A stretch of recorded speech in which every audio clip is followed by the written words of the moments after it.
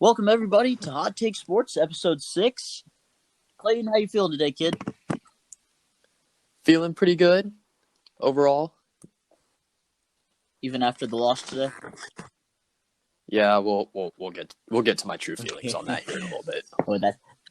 I love the tone in your voice. It sets it up real well. I'm excited. What about you, Brady? I mean, I'm pretty good. My alone team that played today won, so I mean that was nice. Congratulations to your sister. Oh yeah, that was exhausting. By the way, it's a heck of a process to go through. I was at the church from 2:45 to 4:30. No, 4:45. I was at the church for 2 hours, and then I left the reception hall at 9. Yeah. That's a day right there. Brady's sister Brittany got married yesterday, so that's where we're going with that. How about you, Isaac? A little bit salty, but good. I wonder why. Matt, how are you doing? Yeah, we were having that. We'll get to that eventually. We'll save that one probably for the end. Just to end on a real gritty note. I'm happy. I got out of quarantine today. This is my second quarantine of 2021. If you guys can even figure out the math on that one. I'm excited to get back to life. Back to hooping, and I'm excited to get these podcasts back in person. How about you guys? Yeah, me too. I'm tired of talking to my phone. I'm definitely excited to get back in person, but I mean, evidently we're more productive. No, we're more productive because it's 2021. We're hitting the ground running. We're ready. All right, let's pick up where we left off 2 episodes ago. Technically, we had a emergency episode in the middle for the big Harden trade news. The James Harden. I'm sure special. We'll get into that a little bit, just a little bits and pieces in here. But that episode is out there. That's episode 5. But where we left off, the college football championship. And I would like to start off by saying I probably was the closest with my prediction. Yeah, you're probably right.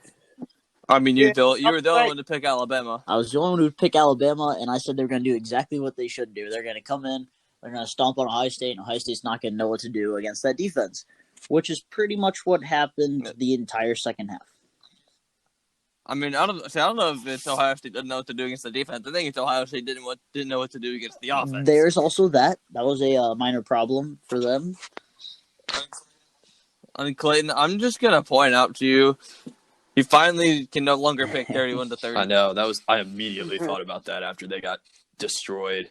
They were literally dominated in almost every aspect of that game. Not just beaten, they got a couple extra yards here, a couple extra yards there. No. They were dominated. Mac Jones completed 80% of his passes for 464 and 5. I put those numbers up in a video game once. Yeah, for real. Me too. Me three. Shut up, Isaac. You're bad at video games. Isaac, you did indeed once get beat by 100 points by Brady. You also lost to a CPU in 2K, so. Yeah. Okay. Don't need to. Hey, what you talking about? Crap on Isaac Knight. Whoop whoop. Finally! Brady, don't think you've escaped yet. We'll get there. No, that was last episode. Let me have one off. How about no? Isaac, I don't think anyone asked you.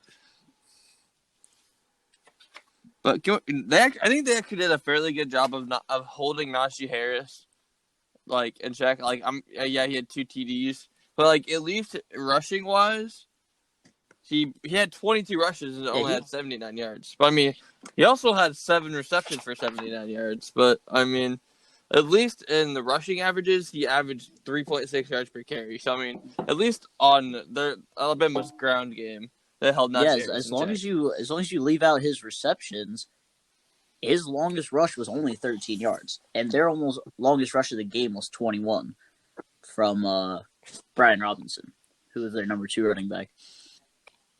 He rushed for he had 10 attempts and 69 yards. So he averaged 6.9. No wonder they won. Hate you. Fun fact about Ohio State: that's the biggest loss to a non-conference team in 100 years. Yeah, but that's a pretty good team to lose to by that much. Like, I mean, that team will probably have at least 5 starters potentially go in the first round. So who was the better college football team? This year's Alabama or last year's LSU? This year's Alabama. This year's Alabama. Yeah. For sure. I say with the way DeVonta Smith was playing, this year's Alabama. Like literally, I have nothing against Joe Burrow, and I have nothing against Tua, but I definitely think Mac Jones was better than I ever anticipated him to be. Like I never thought Mac Jones was going to be good, but he came out and proved me wrong. He waited his time, put in the work, and now he's national champion. So I mean, kudos to him for that. Now, see, here's my question. Had Talia stayed and not transferred to Maryland, do you think Mac Jones would have had to fight for his job, or do you think the job was still going to be his heading into the year? I think he would have had to fight for it. For sure. Yeah, he would have had to fight for it, but I mean, he should have won. I think he would have won. I mean, so do I. I mean, I don't think Talia. See, my question to that is, would he have been even better if he had to fight for his spot? I mean, he had put in that much more. I mean, I don't know if he could really get much better. Have been that much more insane. I don't think it'd be that much more insane, but it'd definitely be better. Not by much, though. I mean, I'm not gonna lie to you. After playing Mizzou his first game, he had 3 straight games with over 400 passing yards. He had 5 games this year with 400 plus passing yards, and in all but one of them, he had at least 4 passing TDs. So against Texas A&M, he had 435 and 4. Against Mississippi, he had 417 and 2. Against, I believe that's Georgia. Yeah, it's Georgia. Georgia, he had 417 and 4. Against Florida, he had 418 and 5. And against Ohio State, he had 464 and 5. Yeah, but you know what numbers are still more insane than that? This tiny little dude who happened to win the Heisman Trophy somehow, wink, wink, put up 150 plus yards in 2, 4, 1/2, 6, 7 games, and 3 of those games were over 200. Oh, I believe it. What was their record this year? 13-0? 13-0. 13-0. He was over 150 yards in over half of his games. And it's really hard to believe that Mac Jones had two games with no passing TDs, and both of them he still threw for over 200 yards. In fact, one of them he almost had 400 yards. But no, he had 1, 2, 3, 4. He had 5 4 TD games and 3 5 TD games. DeVonta Smith averaged 18 yards per catch against Ohio State. When Sean Wade was saying, "Oh, bring on DeVonta Smith" the week before, I was like, "Dude, be careful what you wish for." You're gonna get cooked, my friend." And that's exactly what happened. He did. I said everyone is hating on Sean Wade. I mean, while it wasn't entirely Sean Wade, it was mostly Sean Wade. Well, it was his assignment. You can't expect him to do too much, but I mean, there was one. I think there was one TD where they had it was that one where he went down the right sideline, or I guess from the angle with the main TV cameras, that would have been the far sideline. They had one of their linebackers matched up on him. I don't know if they were running a zone or what they were doing, but they had a linebacker on him. And that's why he busted clear out wide open. Yeah. Well, one way or the other, we can all agree on one thing. Clayton was definitely right. What should they have done, Clayton? What? Oh, they should have Calvin Johnsoned DeVonta Smith on every single play. Line 2 corners up against him and make sure his safety is always dropping into his area. That was our only chance, and we absolutely did not do that. Yeah, I'm gonna agree with you. But here's the question: is the secondary even fast enough to keep up with him? I get that point. That's what the safety's for. I mean, obviously double safety. I was gonna say if you throw 3 bodies at the guy, that man has insane speed. You can try. I'm gonna say that would definitely have been their only shot, but Alabama has like enough receiving depth because they literally have 2 number 1 receivers on their roster. Like they literally have 2 probably top. I mean, I guess they could both go top 10, but they're at least 2 first-round wide receivers on their team. Yeah. Now, Jalen Waddle only had 3 receptions. Yeah, but Jalen Waddle's in that ankle game. was in pieces. He shouldn't have played in that game anyways. I 100% agree with that. That was an irresponsible even if decision Jalen Waddle on was Alabama's healthy, part. All right. Enough of praising Alabama, for Ohio State fans. That's no fun. What did Ohio State do that this sucked. game? I mean, Fields was under 200 Fields was yards. under 200. He didn't have an interception. And he did not. He threw right around 50%. which I think was definitely part He of the rushed for problem. 67 yards. Yeah, he averaged 11.2 per carry. He had the longest rush out of anybody in the game. 33 yards. Lamar Jackson on him. Yeah, Olave had 8 for 69. Wilson had 3 for 50 and a TD. Rucker only had 1 reception. Yeah. He had that one good one. That was about it. And our punter did really well. Man, you played like crap when the punter is one of the highlights of the game. His longest punt was 50 Hey, man, yards. he He had averaged 43. Yeah, he had 5 for 214. Our punter punted for more yards than our quarterback threw for. I mean, that's... Yeah. That sounds like a great day. Wow. That sounds like the Cleveland Cup. Why is that even a stat? Why is punting yards? He punted for 214 yards. Justin Fields threw for 194. Our defense also only had 2 sacks. But against an offensive line like wild. Alabama's. That is also Those are some big boys. Tough Borland, though, had 10 tackles and 4 assisted tackles. I mean, I think that factors into the 10, but Tough Borland played well. I thought Master Teague did well. He had 2 of our 3 TDs. It was tough to see Trey Sermon go down, but yeah. Yeah, for sure. Yeah, I definitely think Ohio State would have put up more if Trey Sermon stayed in that game. Especially Trey Sermon's previous 2 games. Just he had been a huge part of the offense for the last 2 games. The problem for Teague in that game was that we had fallen behind, and Ohio State is one of pretty much every team, most teams, that when they fall behind, they go strictly to their passing game because they want to make it all back at once. Master Teague didn't even get a snap against Clemson. He had a concussion. He was injured. Oh, that's right. I forgot he was concussed that game. Braden. I love your logic, though, Isaac. I mean, Brady. I was just reading the stats. I forgot. Try using your brain every once in a while instead of just the statistics. I was just reading the game log. I was like, hey, look, he didn't play versus Clemson. You're really starting to sound like me, Don't Brady. push your I think luck. my eyeballs are just not functioning anymore. I'm not going to. We'll get you again, I promise. Oh, believe me, Isaac. It may not be you getting roasted right now, but you just wait. I know. All right, so Ohio State got crapped on. Any other bowl games we want to talk about? Honestly, I'm good. I think I brought up about everything I I needed to think talk about in the last episode. Yeah. I'm pretty good. Yeah, I think we covered most stuff. So on to the next topic. How about the NBA? How about it?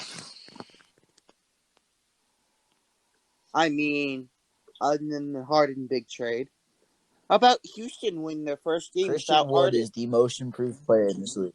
Currently, the Clippers are crapping on the Pacers, who don't have their center tonight. Domantas Sabonis double-doubles, of course. New York destroyed Boston. That completely screwed me in fantasy today, dude. That screwed you in fantasy? You know what screwed me in fantasy? The 76ers and Thunder not playing. Because that was half my team.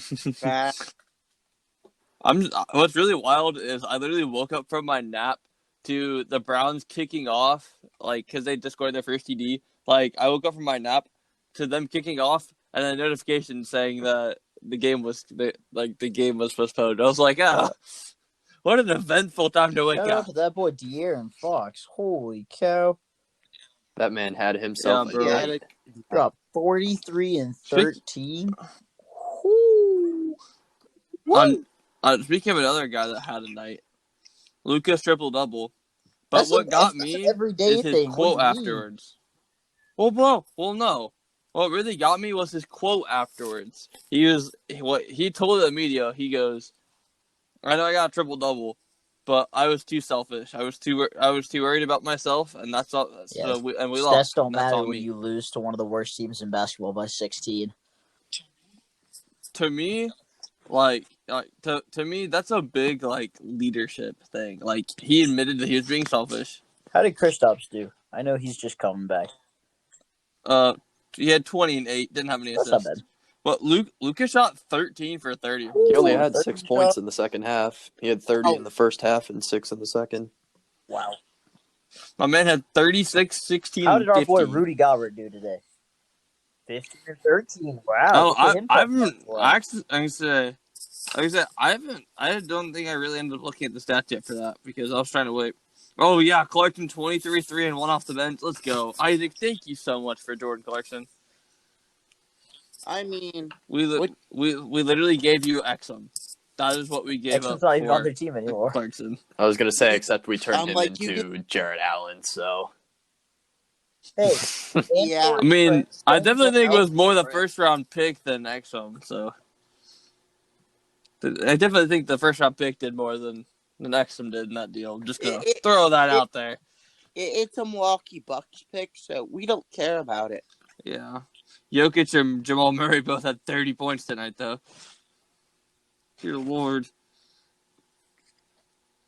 Oh look, once again though, back to Utah. Royce O'Neal being the only starter not to score double-digit points, which is usually Royce go better, O'Neal's but out it's there fine. to play defense. Don't crap on him for not scoring a bunch of points. Fair enough, but my man only had one steal. Donovan Brady, Mitchell had a steal and 2 blocks, though. Stop staring at Take that. stats to critique somebody's play. That's not how the game works. Oh, I know. I figured. Do we have Fair anything else enough. to talk about in basketball? Honestly, A bunch of people are getting postponed. My team got postponed.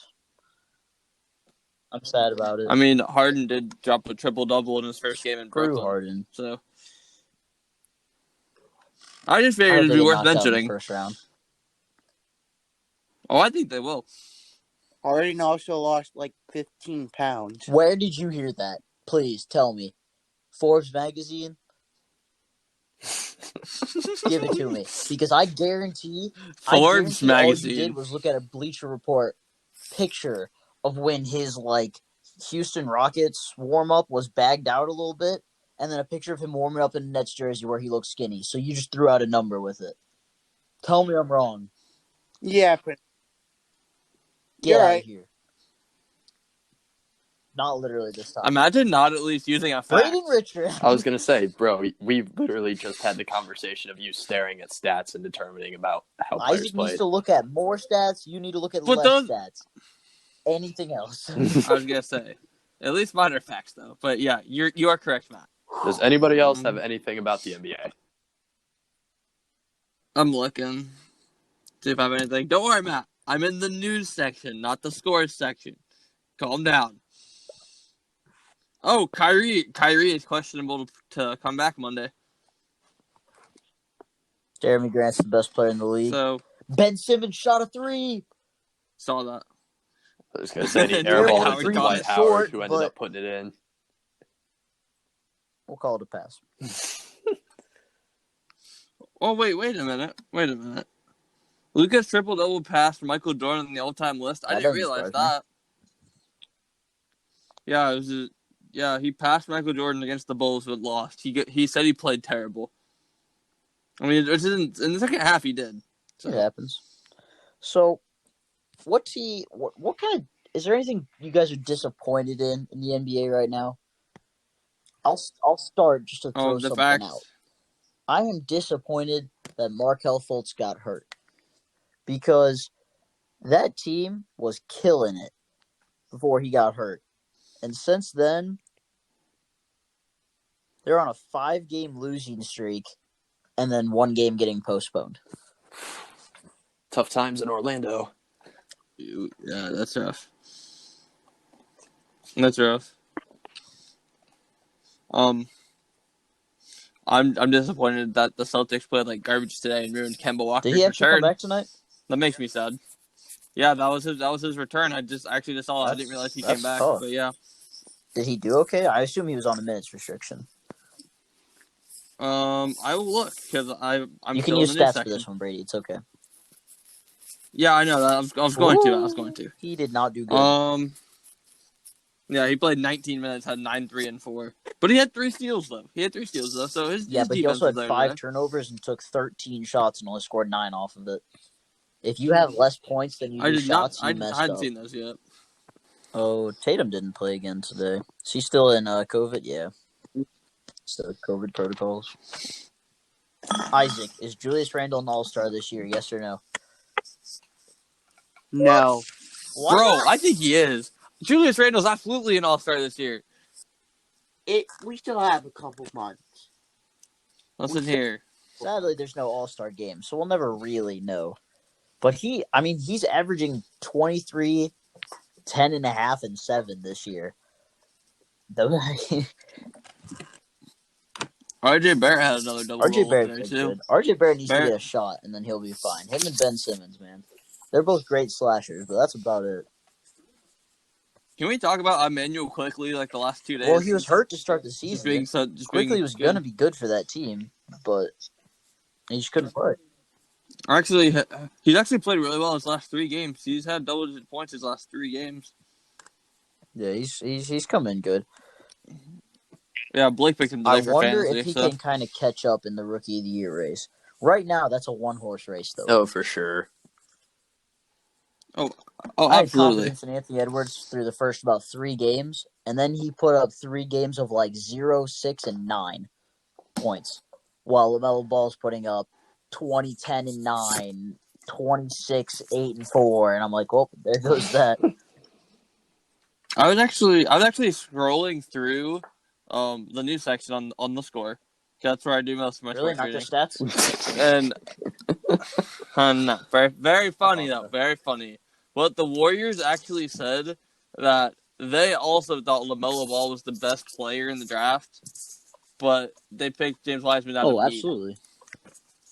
So honestly, I think if the Warriors had a center, they might have taken LaMelo Ball. Well, that makes sense. Could you imagine LaMelo on the Warriors though? Could you imagine? Literally have to do That'd no be terrifying. playmaking. He could just shoot every time he catches the ball. LaMelo is definitely better than Lonzo. I've got no question with that. Absolutely. LaMelo is. I'm not sure if we would call that a hot take. Better than his brother all time. No arguments there. The team I'm disappointed in is the Atlanta Hawks. Very true. Yeah, that's a good one. That's actually facts. Man.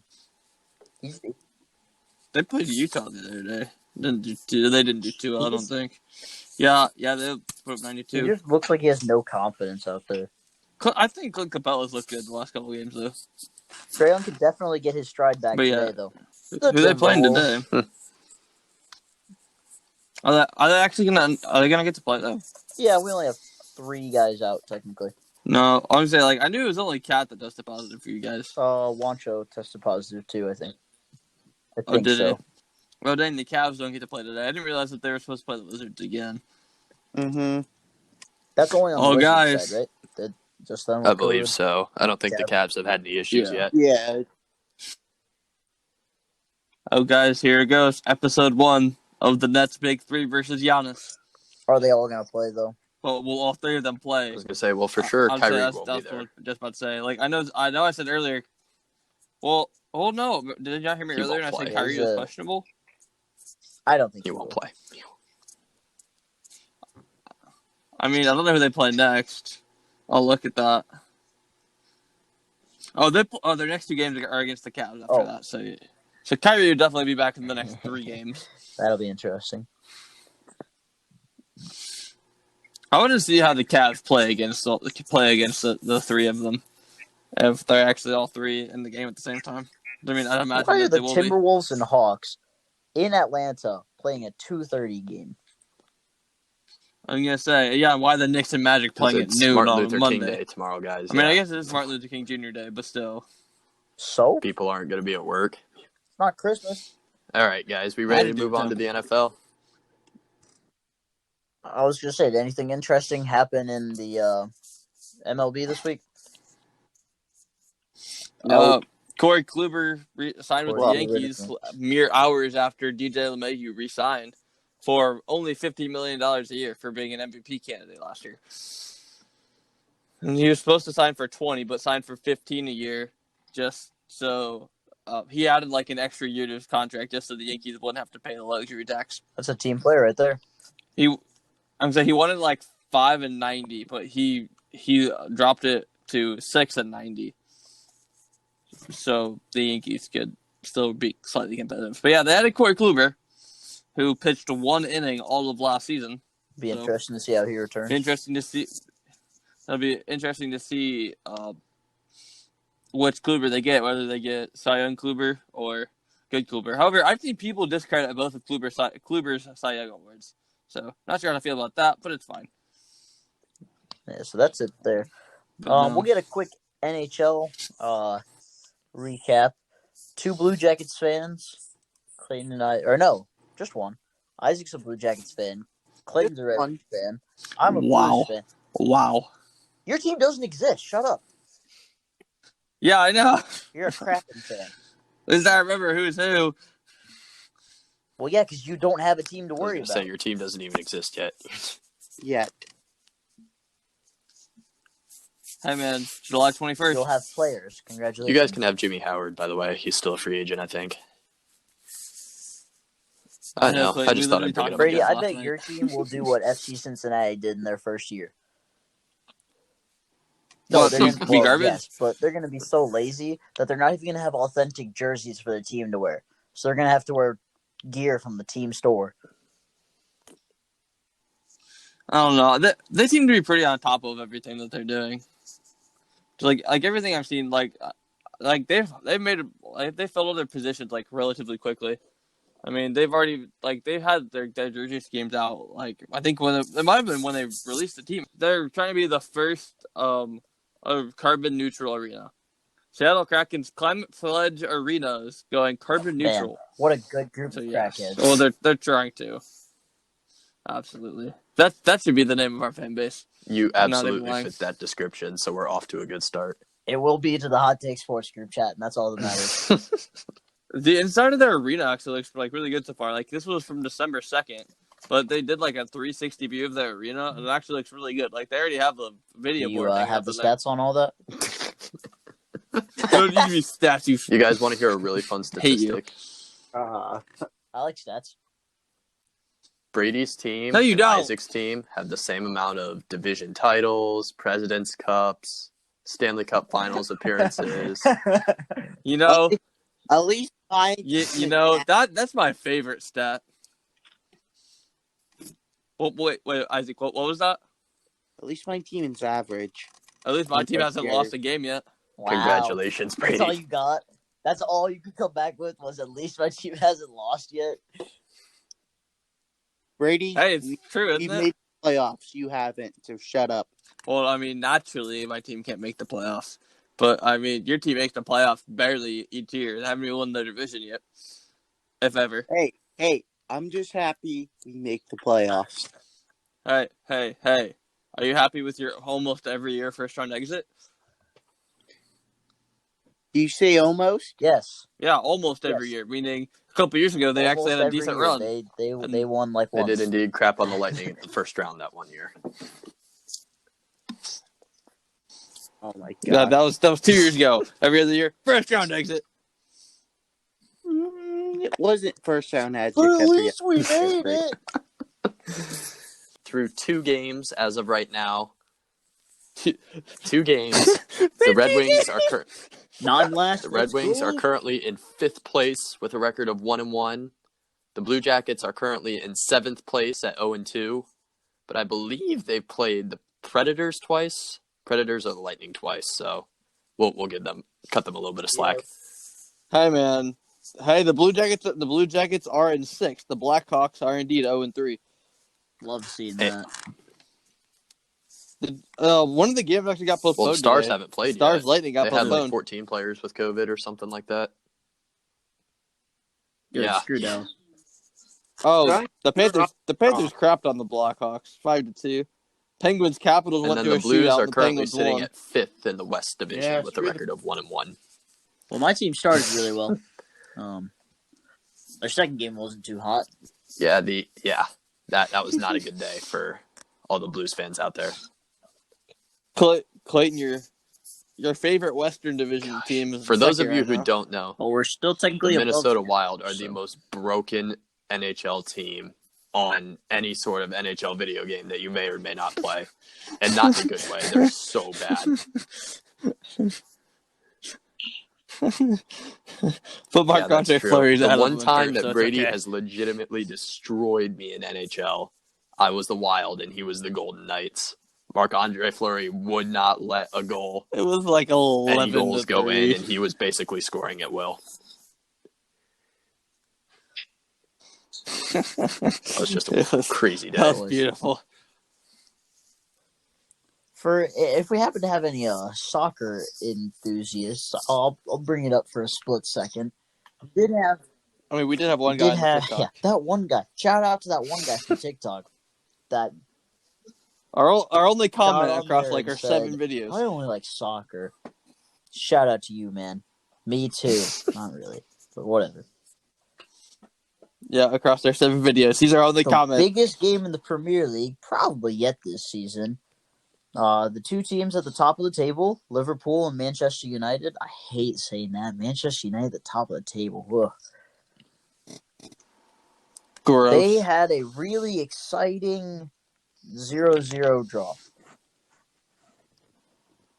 that dropped Liverpool down to 4th and Manchester United alone in 1st by 3 points. So when you said really exciting draw, was it actually exciting? no, Was that it sarcasm? was I was gonna say I didn't know if you were excited about all the defense going on. Well, I mean, Liverpool had a lot of shots. Liverpool had 17 shots to Manchester United's 8. The problem is Liverpool still ended up with less shots on goal than United. 3-4. That's wild. There were 3 cards given out, though. That's fun. That's always exciting. So where are we going to start? Let's We're start going to with start with recaps? Well, let's go to Okay. Saturday's game That's fine. first. We'll make Isaac and Clayton wait. Perfect.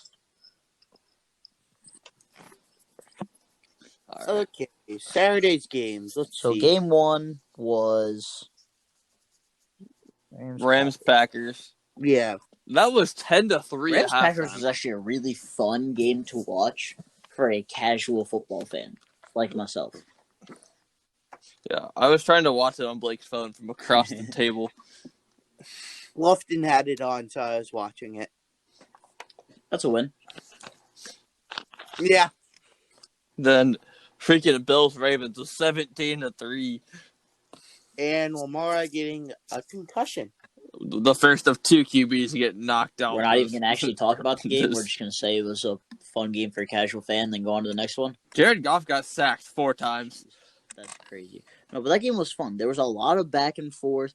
It was a good chess match. It was technically, correct me if I'm wrong, but the Packers were the best offense and the Rams were the best defense, yeah? Statistically, yes. In the NFL? I think so, actually, yeah. Yeah, okay. Hey, man, this looks like Ohio State's line in the national championship game. Rams punter, 4 punts for 202. His longest was 64 yards? He's got a leg. Lord. Holy cow. But Yeah. Goff threw for 174 and a TD. Which doesn't sound all that good, but he still threw 21 of 27.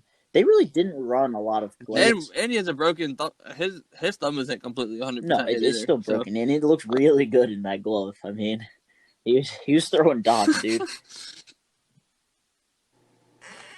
The rushing attack didn't have a bad day either. Yeah, for 90 yards. And somehow managed to average exactly 5 yards per carry.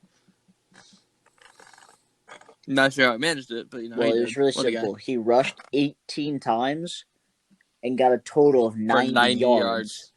Therefore, yeah, I understand that. When you divide 90 by 18, yes, you get the number I understand 5. how math works. Thank you. Rams Packers. The big draw to the game was Jones versus Ramsey. That's not true. Adams versus Ramsey. It was Adams versus close. Ramsey. Yeah, you were. So Adams ended up with 9 receptions for 66 yards and a touchdown, which is probably the best game that anybody has had against Ramsey this year. I feel like that's a fair assumption. I mean, yeah, it probably is. Yeah. But I mean, when Devonta, even when Ramsey played well against Adams, they just casually went to Alan Lazard, who had 4 receptions for 96 and a TD. Yeah, they definitely used Adams as a decoy really well, which is exactly what you should do. Oh yeah. No, I think Aaron Rodgers played well. He had 296 and 2. He didn't get sacked at all. He had a wait a minute. Yeah, my man had 4 rushes for -3 yards and a rushing TD. Leave it to Aaron Rodgers to have negative rushing yards and positive rushing touchdowns. Averages -0.8 yards per carry and still has a TD. His longest rush was 1 yard. Yeah, and it got him in the end zone. So.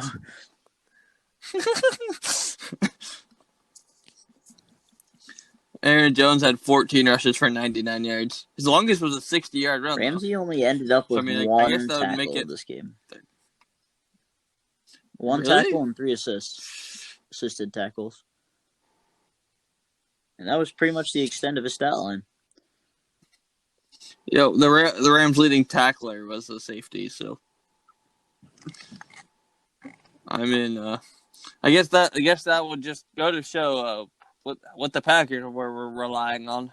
Yeah, it's supposed to be like snowy in like 20s or 30s. But we'll get to their opponent here soon, though. We'll get to their opponent soon. First, Buffalo.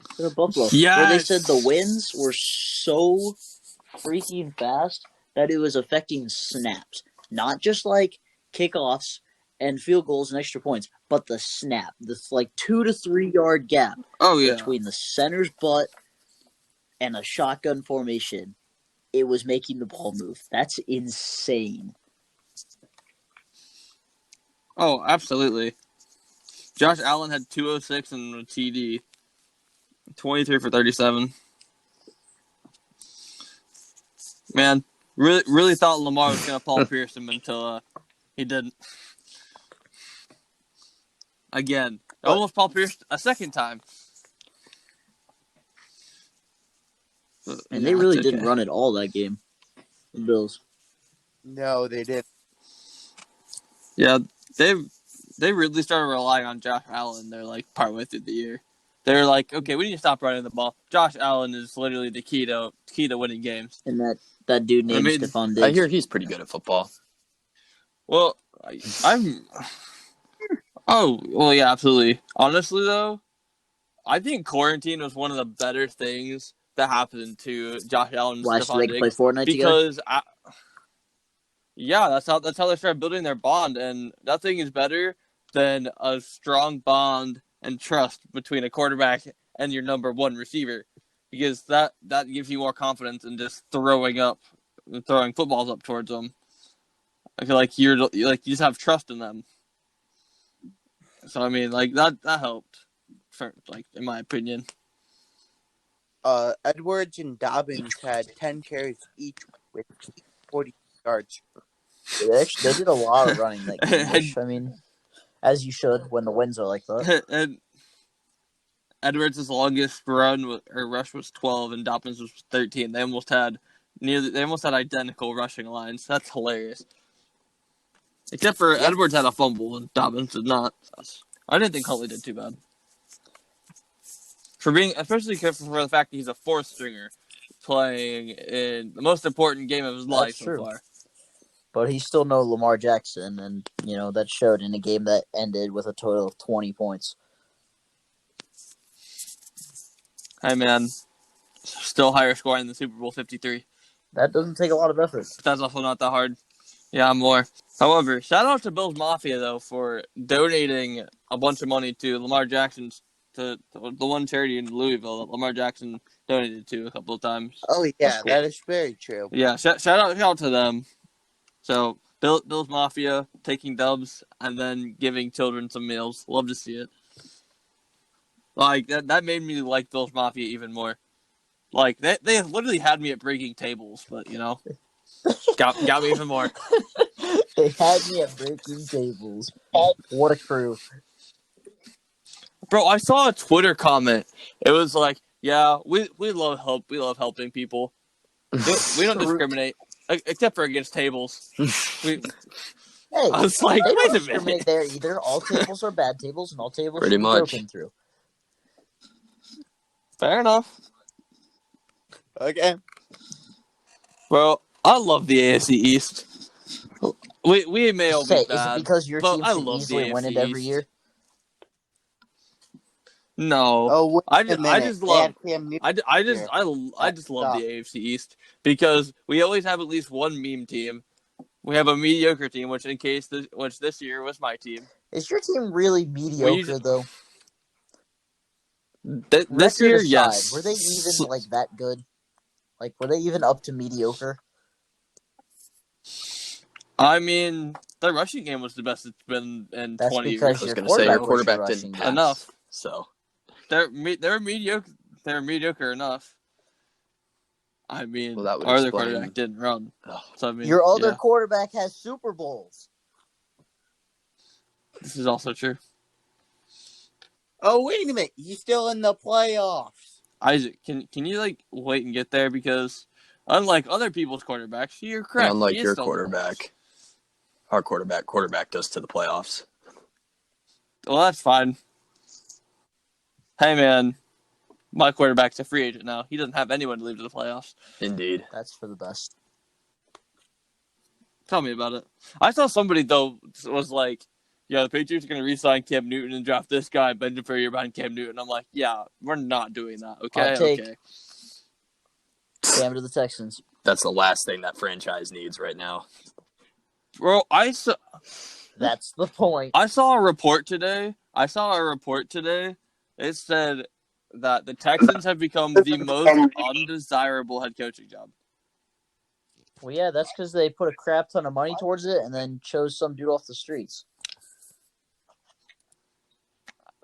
Well, yeah, naturally. And then, Watson's most likely played his last snap somewhere else for the franchise. That is the exact wording that most of the reports said.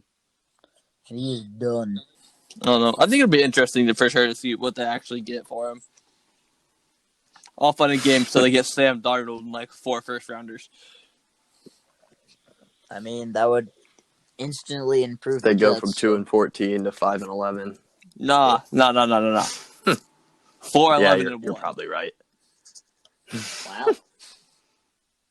I can say it is the Jets we're talking about. Yeah, you're right. They'll tie the Browns. Speaking of which, Browns versus the Chiefs. Chiefs prevail 22-17. Refs bail out the most overhyped quarterback in the league, even after he got. The only thing I want to say about that is, as frustrated as I was when that was happened, for those of you who may not know, Rashard Higgins leapt for the end zone, and one of Kansas City's safeties led with the crown of his helmet, hit him helmet to helmet, fumbled the ball, went out the back of the end zone for a touchback, and the Chiefs got the ball right before halftime. Or they went down and kicked the field goal, too. Which I also have a very interesting thing. The only comment I really have on that whole situation is it seems to be a trend that the NFL screws a team out of the playoffs every single year. For example, Drew Brees getting screwed by not getting a pass interference call against the Los Angeles Rams. This year, it just happened to be the Browns. And you know what? That's okay. We'll be back next year. We'll reload and hopefully be ready to go. I'm gonna say I can't remember if it was Tony Romo or Jim Nantz that said it, but they were like, all right, they all said that the Browns are the Browns, but these Browns are no longer the Browns that they were. Oh, for sure. And I was like, that is absolutely facts, guys. These are the Browns. They are here for a while. I'm honestly just I'm literally waiting for the Baker extension to get announced. I'm literally waiting for it. But unfortunately, State Farm did prevail today in I'm not Bowl. disappointed with Baker Mayfield's performance either, though. He had 204 passing yards with a touchdown and a pick. Neither am I. But that really doesn't. That stat line doesn't show how good of a game he really had. Oh, absolutely.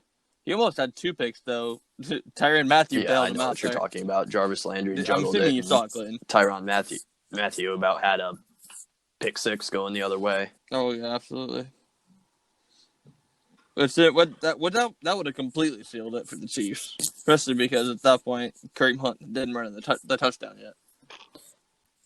I wouldn't say really well. Browns played really well today. Definitely our defense, our holes, especially in the secondary, showed. Because we're supposed to have guys like Grant Delpit out there. He tore his ACL in training camp. Yeah. Greedy Williams, he's been battling several different injuries over the course of the season. Yeah, I definitely think that once Delpit and Greedy are back, I think the Browns secondary will look a lot better. But I thought guys like Ronnie Harrison really played well this year. I like Ronnie Harrison a lot. I like Denzel Ward a lot. They've definitely proven that they can be leaders in that secondary and help guide Greedy and Delpit to be a really solid secondary. Denzel's a top. I would say he's I don't know if I'd go that maybe. Far. Why not though? Why wouldn't he be? Who's above him? No, you might as well share it now. Well, Gilmore, Ramsey, and Jair Alexander are at least above him. That's only 3 people above him. That still leaves 4 and 5. I'd put Trey White above him. Tre'Davious White's literally amazing in Buffalo. Okay, you got one more? Marshawn Lattimore, easily. For the Saints. I don't put most of them easily above him. I put Ramsey easily above him, and that's about it. You don't put Stephon Gilmore above him. He was literally a deep play last year. Oh, and Xavier Howard could also make a case, but I think he's Xavier Howard led in picks. He was insane this year. But he's definitely arguably a top 5. And I'm not even a major football fan. Oh, Denzel Ward's absolutely my top 10 though. And he definitely could be in the top 5 after next year. The Browns are definitely only getting stronger next year. And I'm interested to see what their off-season moves end up being between their draft picks, what they do with Odell talks, everything. See, where I am on the Odell talks, I think that they can comfortably trade Odell because of guys like Peoples-Jones and Higgins. Plus having their apparently 3 tight ends receiving attack, because thank the Lord, Browns fans are so thankful probably that they didn't trade Njoku, because the last couple of weeks he's showed up in really nice spots. But yeah, Njoku wanted out, but evidently he's fine now. Njoku will stay with the Browns. I really thought that they were going to trade him. I thought that they were going to grant his request and get a nice draft pick for him. But I thought they were too, but I'm happy we kept them. You said this earlier. Harrison Bryant literally did nothing today. He said nothing the past couple weeks. He didn't even have a reception. No, he had a target. Or a target, I specifically remember a play where Baker was attempting to throw it out of bounds, and he was the only one remotely in the area. So that would have been technically considered a target for him, right? Stupid sports apps. Imagine not watching the game and strictly going off of statistics. I feel like Bro, I fell asleep during the first half. What do you want from me? It was like 12. I think it was 13 because it was 6-0, and then the Chiefs scored again. Isaac, and that's what were you when I fell saying? asleep. Since I'm a Browns fan, I probably Brady. should be talking. So I'm not mad how they played today. I'm happy how the season went. I am salty about that one call. That's all I'm going to leave it at. But looking into the future, we're only like 1 or 2 pieces away from a true Super Bowl contender. And you could argue we have those pieces ready. But I think we don't. Because we have guys going in free agency that we should resign, a.k.a. Hollywood Higgins and Obajobi, our D tackle. I mean, I think the Browns need to subtract I know you're a talking piece about before they subtracting add Odell, those other right? pieces you're talking about. Absolutely. I haven't got there yet. Oh, I know you haven't. I was just figuring to throw it out there while you stopped talking there for a second. Okay, fair enough. So that way you can include it when you continue. Well, you mentioned Brady. Like Odell, me personally, I think we should trade him and get either a left end or draft pick for him. Because I don't think the Olivier Browns re-sign Vernon Olivier is a free Vernon. agent. I don't think they're going to want to throw enough money at him.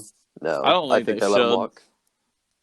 See, my problem is, what is Odell's trade value right now?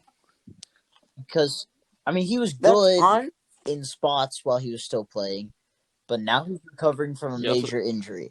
So do you have to keep him around until closer to like the trade deadline and get his trade value up? Or do you just unload him in the offseason to get him out of the locker room for whatever somebody's willing to give you?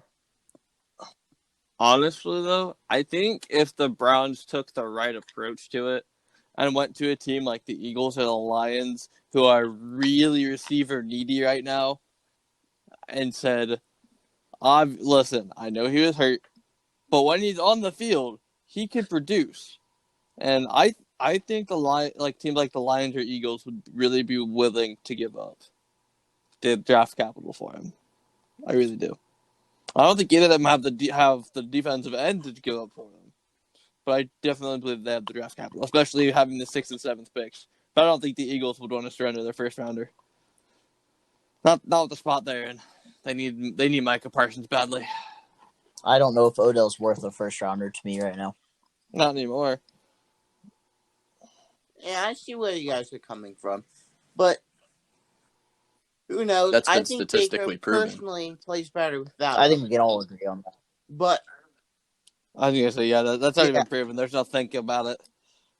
But it was a COVID season with a new head coach, so maybe they don't trade him and keep him around for another year. But I mean, I could very well see that too. So I didn't watch much of the Browns game today. I watched bits and pieces. Don't tell Brady, but I'm gonna go to the statistics here. I've got 2 problems with this game. One, there's only a total of 22 rushing attempts on the Browns stat line. Personally, yeah, but they couldn't really rush the second half. Though. No, there's nothing to get back into. They only lost by 5 points. There's no reason that Nick Chubb should only run the ball 13 times in any game. Nick Chubb has to get, because he's in a dual running back system, he has to have at least 15 plus. And if he's going to have 15 plus, Kareem Hunt needs at least 10. I'm okay with Baker Mayfield's 3. That's whatever. Quarterback scrambles, it happens. But you cannot have 19 rushes between 2 running backs that in almost any other team could run 20 times in their own. It has nothing to do with getting back into the game because they were never out of the game. It was 6-3 after the first, and then it was 19-3 at halftime. And they outscored them 14-3 in the second half. There was not a time that entire game, up until 5 minutes left in the fourth quarter, that they couldn't have stuck to their game plan and rushed the ball. Kind of expanding. Yeah, that is true. I see where you're coming from. Okay, I'll just throw this in there real quick. Kind of expanding on your idea.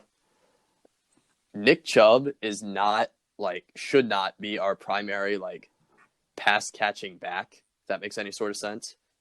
It should be Kareem Hunt, and I don't understand why I agree with you. A lot of the plays today were designed to throw the ball to Nick Chubb in the flats, have him run. He couldn't catch it. He had probably 3 drops today trying to do that. So that play calling disappointed me in a way because I think we should have had Kareem Hunt out there trying to catch Even last passes. week, he had a couple of that too.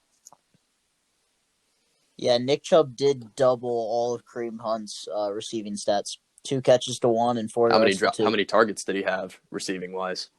Chubb, it doesn't say. Not that I can find instantly. Targets. Wait, did you ask receptions Targets. or targets? Targets. He had 5 targets. Right. 2 receptions. Yeah, because I watched him drop 2 passes there you go, in a Clayton. row. That would be 3. Matt, what was your second point? Drops, yeah. Yeah. Also, in the receiving end, why did Baker Mayfield have a reception for negative 8 yards? It got tipped back and he caught it. That and play, then they that crushed play him. screamed Cleveland Browns to me. Yeah. I was gonna say I didn't even actually have Like a almost problem. no other play I just has wanted to know before. what happened. Yeah, he threw it, the D-line tipped it back to him, and Baker caught it. And because I remember Tony Romo going, what the heck did I just watch? That's one of those that, like, you go over to the sideline and you're like, well, hindsight tells me I definitely should have just dropped that. But, like, in the moment, you can't make that play. You just see the ball flying at you, and, I mean, it's just natural. You just catch the ball and you're like, oh, crap. Yeah. I'm not gonna lie, like this wasn't part of like the actual like gameplay, but I think that is the most entertaining game I've ever like watched, where Tony Romo was one of the commentators. That man was so excited throughout the entire game. I was like, who are you? What have you done with Tony Romo? He also brought up a very interesting point, though. Apparently, the Chiefs kicker Harrison Butker can literally hit from anywhere on the field. Except for from 33 yards He missed out. one Apparently, from he's 33. awful from 33 out.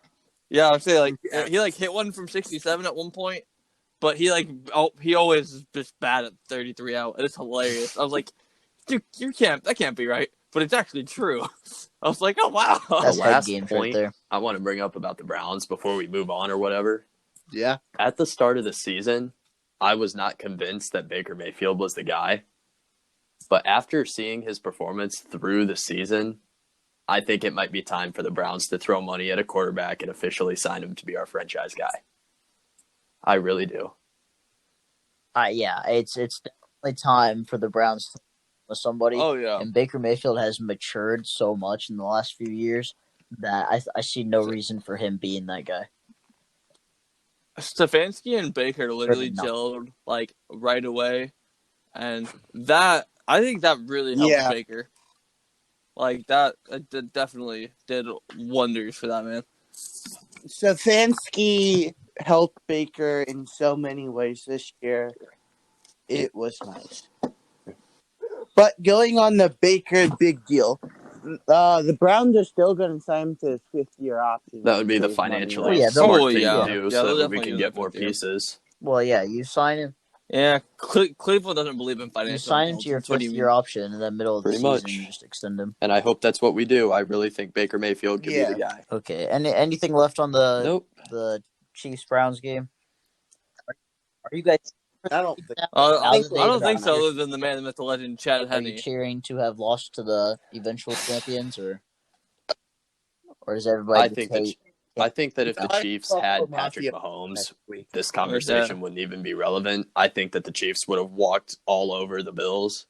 But since Patrick Mahomes' status being up in the air, I don't know, man. We'll find out. If he can play, I'm picking the Chiefs. But if he doesn't play, it's going to be the Bills. I still think the Bills win anyway.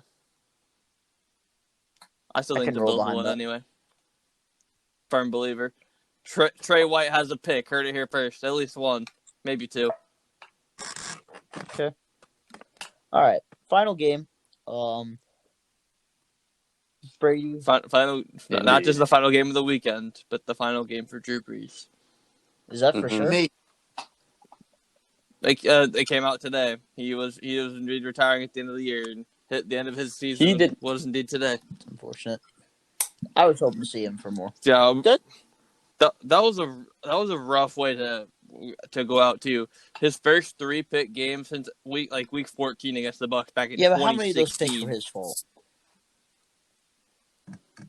Like what? For sure, I think it was 2. I think it was 2. I think it was 1.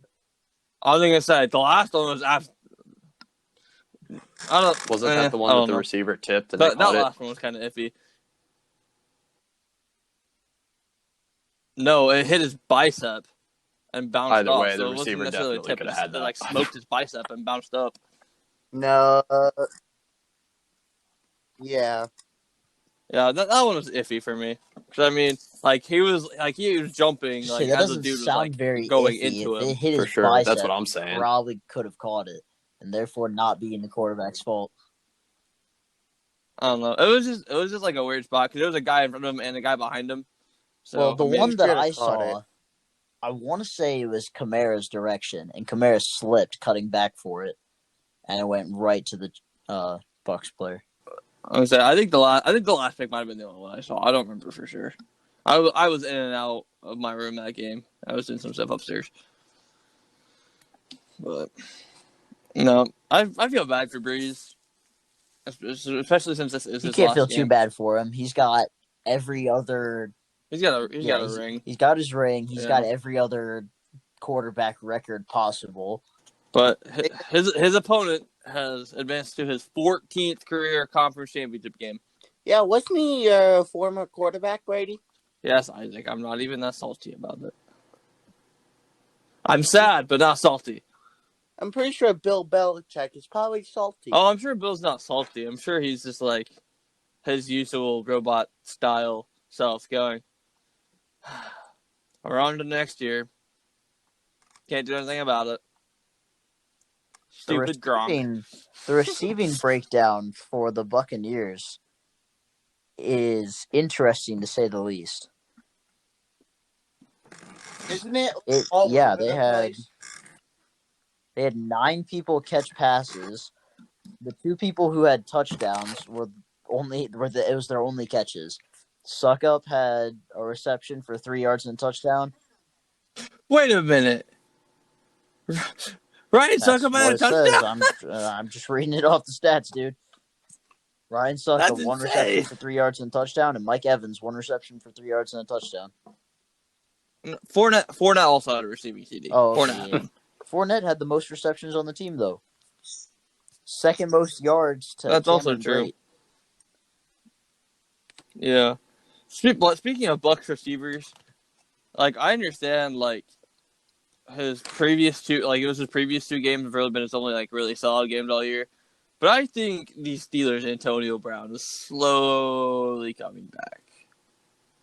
That might be a hot take. It might not be. But I think Prime AB 1 is reception coming for back. 10 yards doesn't sound like a prime AB to me. Well, not today. He was hurt. He was hurt like a couple different points, and they were charging. Was Myles Garrett hurt today? I hate to go back to an older game, but yes, Myles Garrett was hurt. He was playing through an oblique injury. Because I saw every other time I swear I looked at the game, they had him on the screen wincing in pain. Yeah, they were limiting him to pass rush, which is only. Unfortunate, especially since the other team can pick up on that and be like, okay, switch that up with the line. Yeah, I think if Garrett was healthy, I think the Browns defense would have been even better today. But I mean, Bucs Saints was definitely interesting. There was a point in the game where Brady and Breeze hadn't even combined for 250 yards. I think that was like in the third quarter. Well, neither one of them really had a great day. Period. Tom Brady had 199. I know it's not. I think it's really funny. And the Saints combined for 190. Jameis Winston. The future of the team. I think they let him walk. I think That's they a built hot around, take. built around Taysom Hill. No. I don't think they built it on Taysom Hill either. We'll see. I think they already came out and said that they want to re-sign Jameis Winston. Yeah, but that doesn't mean he's going to be. I heard rumors that he might end up in Indianapolis and take over for Phillip Rivers. He could end up there, yeah. No, I think the Saints re-sign him. I think they keep Taysom Hill and Jameis Winston and still keep Taysom Hill as that trick play kind of guy. Like I think Taysom Hill is a very nice trick play weapon. I mean, they've used him like that for a couple of years, so I think they should keep him. I would keep love him in to that see role. Taysom Hill be a starter somewhere, not necessarily in New Orleans, but just somewhere, because the dude can throw the ball, but obviously he can run. Go to Houston. I want to see Taysom Hill be the Texans' new quarterback. Because, I mean, he's just a dollar short of Deshaun Watson. He's going to the Jets. I want to see Taysom Hill in New York, though. I do. I want to see him replace I Sam would love Darnold. to see him be a starting quarterback somewhere. That's all I got. It'd be interesting. I think Brady does. Just that guy. Oh yeah, I do. Shout That's out to right. Jared Valdir playing for 2 teams. Oh yeah, I forgot Did he about that actually too. end up getting any snaps for the Packers? I didn't look. I didn't look either, but yeah, I mean he probably did. You know, if they would have signed him, probably needed an extra tackle. Move on. I'll look for that. So I actually have. Here's my surprise topic. I had hinted at it a little bit. So, and I did tell Isaac and Clayton to put more thought into this than their own team. And Matt, you don't necessarily have an NFL team, but I mean, you could probably still manage it. Who, in your guys' opinion, is one of the most underappreciated or unsung defensive players in the NFL, not on your own team? Like, I know we did the NBA players last episode. Well, I want to do it for NBA or NFL defensive players this time. I just want to know who you guys think is a very, very good and underappreciated defensive player in the NFL. And Sure. I mean, I can go first if you guys want time to think. So I'm gonna go with Jair Alexander of the Packers. That's a good one. Jair Alexander, I remember correctly, was a first-round pick. And if I remember correctly, there's not been a single game all year where he is allowed triple-digit receiving yards against the team's number one receiver. He's an insane cornerback. He's an insane talent. He's definitely the face of the Packers defense. But no one ever really talks about him because, when you think about the Packers, you think about Rodgers, Jones, Devontae Adams, even David Bakhtiari, who's a lineman, comes to mind before Jair Alexander. Blake and I actually talk about Jair Alexander quite a bit and how he's so underappreciated. But he's a great corner. He's amazing. That's why I put him in my top 5. Joe Schobert Well, with the former or Cleveland Jacksonville. Brown. All right. All right. I see what you did there. I mean, while he was in Cleveland, he was so underappreciated in the league.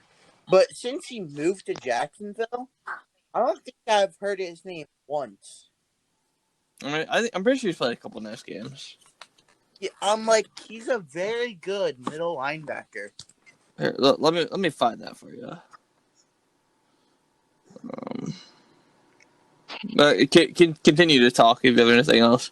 I was going to go look up his stats and not talk, but He had 84 solo tackles this year with a total of 141. He had 2.5 sacks. So I mean, yeah, he had a pretty nice year.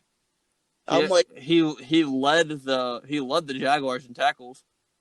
He led the Browns in tackles when he played for the Browns too. He's just a tackling machine.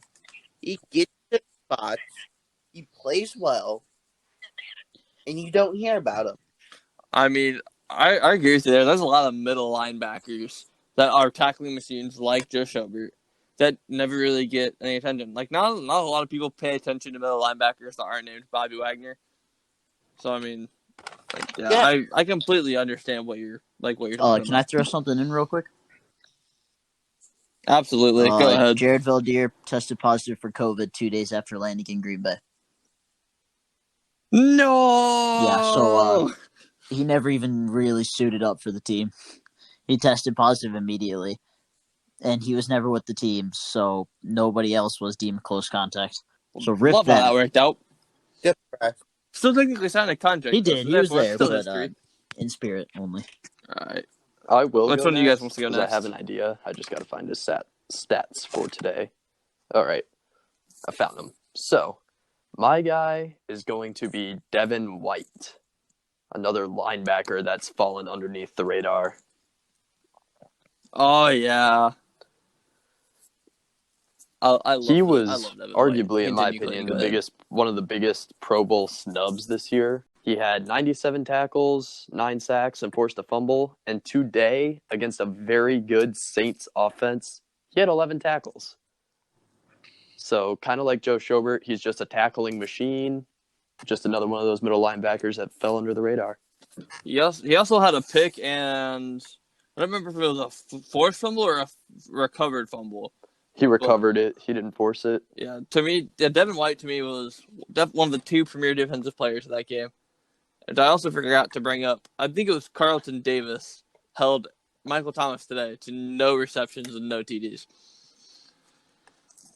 Also insane. But anyway, Clayton, do you have anything else on that? Sorry for interrupting. Nope. I've said about all I needed to say. All right, Matt. Give me the question again. Who is in your opinion is the most underappreciated defensive player in the NFL not on your own team?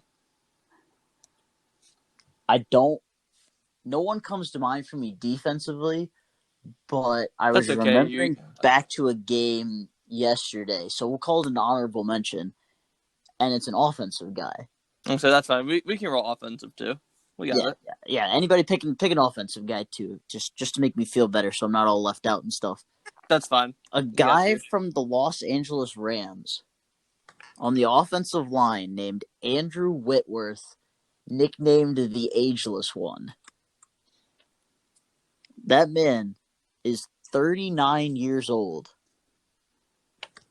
and yet continues to come back every year and be a top-end offensive lineman. And it's insane.